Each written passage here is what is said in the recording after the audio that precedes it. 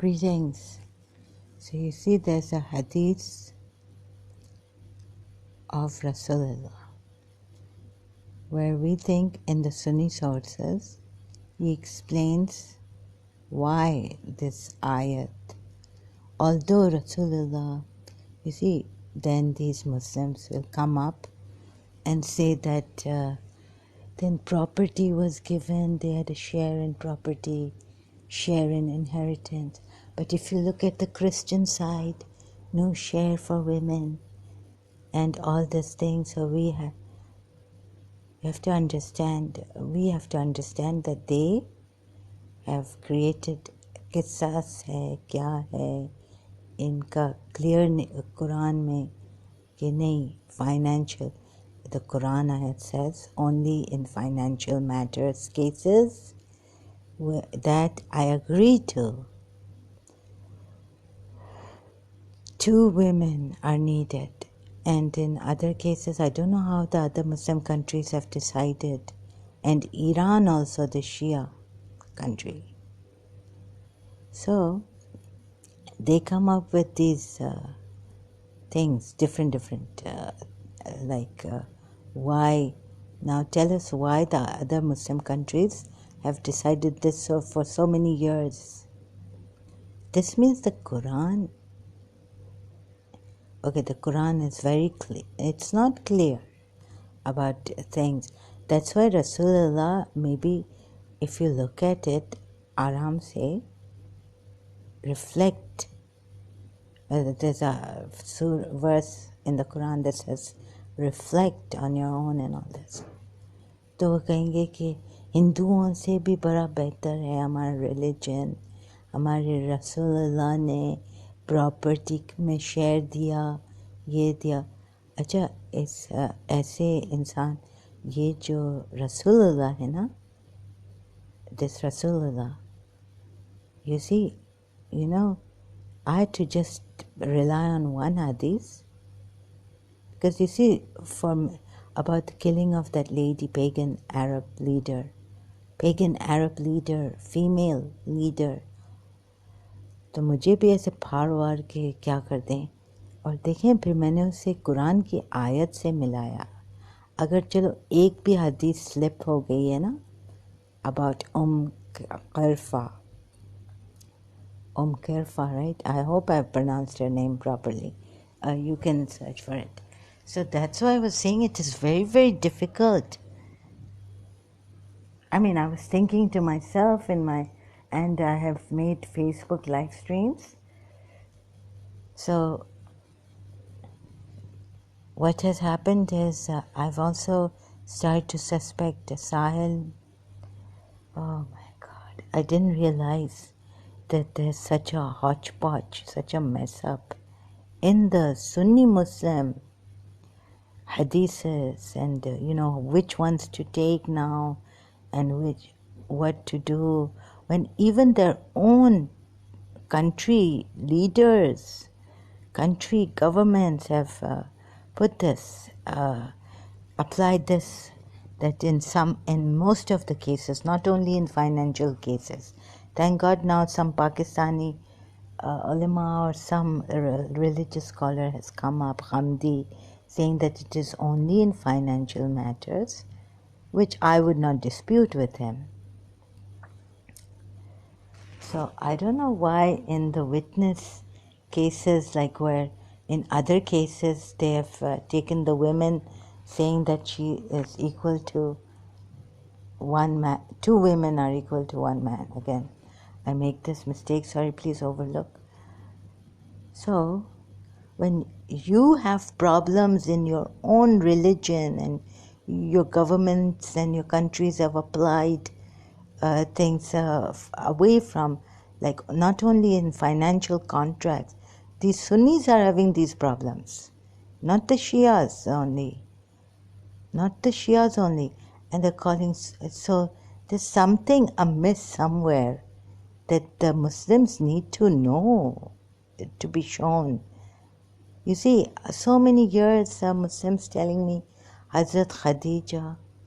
When you read about Hazrat Khadija, that she was a businesswoman, now as if I don't know, she was Bibi Fatima Zahra's daughter, and a Muslim Sunni or some Muslim is coming, non-Shia Muslim, has come to me to tell me that, oh, come of it, like business, even Hazrat Khadija and was a businesswoman. And when was she a businesswoman? You people, look at the contradictions, huh?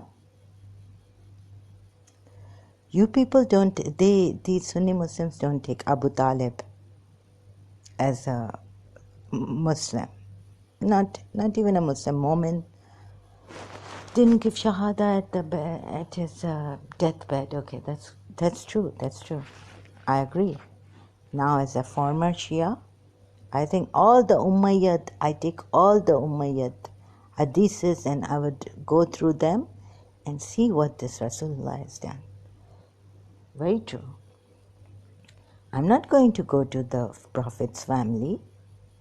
Prophet's family could be biased and prejudiced and want a name and fame for themselves. I'm going to the Sahabas. Although they were not perfect, but I think Abu Sufyan I'm going to. Abu Sufyan's hadiths. I'm going to Muawiyah's hadiths. Now, and this one hadith about Qarfa. What? So if this is true, that's another thing I have already done this on Qarfa, explaining to the Muslims that on the face of it, it looks like that Prophet Muhammad gave us a share in the inheritance, gave women, and no other religion has done this. Christianity hasn't done this. We used to say Jews haven't done this. Only Prophet Muhammad did it, giving women a share, making her at least half of men a witness in financial matters, but not in all cases. So if suppose there's a murder and all this, I can understand all that. But then Hazrat Khadija, it's very difficult to get these Muslim brainwashed out, because they'll give you these kind of other examples where I'm also saying there's some good ayats, very, very good ayats in the Quran which make me scared. So, for example, now I had to, as a former Shia, I had to put this, consider this hadith I learned of Qarfa. They say that Muhammad used Zaid, right, to kill her. She was killed by Zaid ibn Haratha on the orders of Muhammad. Wikipedia. Oh my God. So I couldn't read this properly on my live stream, Facebook. She was killed by Zaid ibn Haritha on the orders of Muhammad, God help me, by putting a rope into... No, I don't think. Okay, I cannot read this. If you can, Wikipedia. Better not read this because my whole night will go. I don't want to read what this. Okay, but I have to. One day I'll be able to read it out loud. I've read it in the mind, but not out loud. Okay, so now I have to consider those hadiths which do not come from Muhammad's all family members, like Bibi Fatima Zahra, like Imam Ali, like Imam Hassan and Imam Hussein. I have a problem, and I've put that on the live stream on Facebook with this. And Hazrat Khadija, when she was a businesswoman, she wasn't even a Muslim. And so the problem with the Muslims is that you are so brainwashed that you could kill me, probably tear me apart.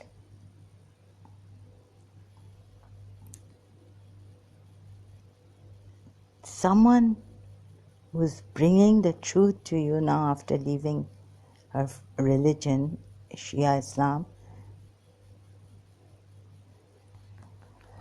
And anyways, what is a woman's, what is a human being, feelings? Who, huh, you just go and get married. My wife has given me problems. I would have committed, I don't know where I would have gone, to the prostitutes and all. Better I do temporary marriage. My father. Better I find a woman. Otherwise, oh, so, yes. And giving time to some unjust person like your mother. So they tortured my mother's in-laws, Shia. Huh? They tortured my mother. When she was 13 years old, she got married to my father. And they made her go insane. There are many people that I know that my mother's in-laws, my father's family made her go insane. The mother-in-law and the daughter-in-law and all this. She was very loving and she only needed love. So the psychological impact of that. Sometimes she couldn't get up from bed. The trauma and all. She used to tell me that in the beginning, like my father, she can't get up from bed, and a 4-year-old, I know where I was sent by my grandmother. I would not have been able to get up from bed. I would have slipped from that spiral staircase. But if you're saying that this is about family, social justice. So the point here I'm making, again I'm forgetting, is that the woman who was tortured mentally, or God knows how, because as a child, my mind, I don't think. So then my father was like, you see, Islam has this gate open for men to go and get married, find another wife.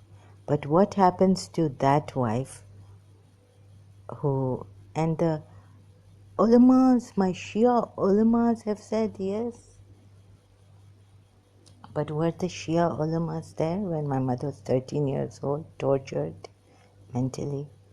What happens to that girl, 13-year-old? And no, we care about women's feelings. So all this mess up, doesn't make me believe in a religion that men can easily go and get married. And if my aunt's husband, he was not giving her a divorce, right? Even if she asked for if she asked for a khula, a divorce, this is called khula. And so what happens is she loses everything. She has a child. He was not sending money. My father was a middle class person. He had lost, he was financially in a loss. She had to work, and then all this. Then she got married to but she could not get married to another person, not even have a temporary marriage. And some man, with some over there, because we're Shias. I was a former Shia. So her case was very, very difficult. Then another person's case, very difficult. The son went to the father after some years. And if the father says, I don't want my wife to meet my son, well, legally, maybe he's not allowed, but the mother is allowed to see Islamic uh, legally what the Islamic law is.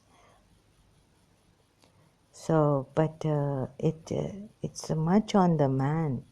After 7 years of the child, the man he goes to the husband, the father, and lives with the father, not the mother, but the father can get married to another woman, and the mother, I don't know why they don't give it to the mother, the custody of the child. This is so unfair.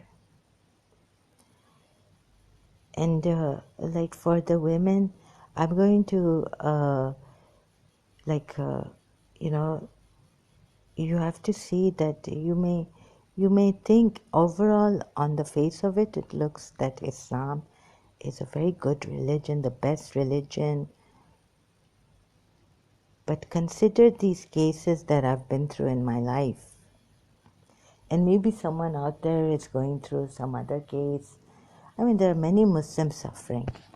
Many Muslim women suffered and suffering. 1400 years have gone by. And we are still in this. You can't decide. It's like 2011, I showed you Wikipedia on the testimony of two women equal to one man. Okay, in financial cases, I do not dispute that. But you won't get what I'm saying, so I'll have to jump to Hazrat Khadija and Abu Talib. Abu Talib was the caretaker of Prophet Muhammad, we are told, after Abdul Muttalib, right? And how can he? So Surah Zaha comes in. So we do, what is it? Ijma, Qisas, and all this, right? We qisas in Islam. Now, are the, oh God, retaliation. No, this is not retaliation. Oh, it is, what is ijma and what is reason? Like you apply inference, right? What is inference? Is inference allowed? So our religious scholars will say it and all this. See, still some things are so undecided. Okay, good, it is left open. But Rasulullah's, someone like Imam Ali should be here, an Imam. Like the Ismaili Imam is there to interpret the Quran in some not so clear verses. And there are many verses that are not clear. So, and proof, evidence is not given. So they say, no, it's supposed to be like it's not a scientific book. God knows what kind of book it is, really. But then why does it give some of scientific things to us? If it is not a scientific book, then like this book should have come down like this or on the heart of Prophet Muhammad. We don't even know what happened, where the cavemen were, where the story came from. At least, so I started to think very like this. Proof for the cavemen, where is it? So we are being questioned, and where's the proof? So some say that now, they say that this Quran, some of the ayats in the Quran have come from Talmud. And Talmud is not, it's not the Moses' book, it's a rabbi who had written this book or something. It's not like the Torah, or God knows what they say. So, I don't know. So what I'll do is, I don't know how to say this. So if any Muslim, first you can't even decide. And if you have now decided, and now you're saying about Ghamdi and that, di and midi and adi and adda and, please come to your senses. Please. So that's why I think Sahil didn't want to talk to him, because it is a dead end with these Muslims. They don't want to see anything.